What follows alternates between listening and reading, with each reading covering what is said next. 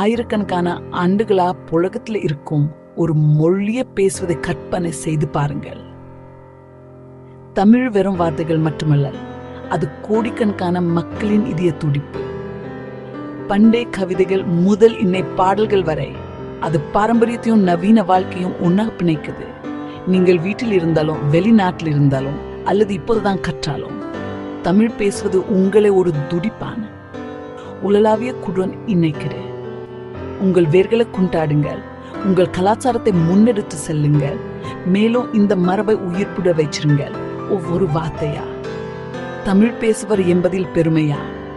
நீங்கள் பெருமைப்பட வேண்டும். நான் இந்த கோவில் நடந்துட்டு இருக்கேன்.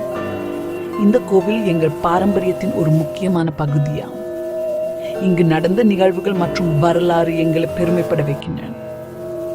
இங்கே வந்தால் தமிழ் கலாச்சாரத்தின் ஆழத்தை உணர முடியும்.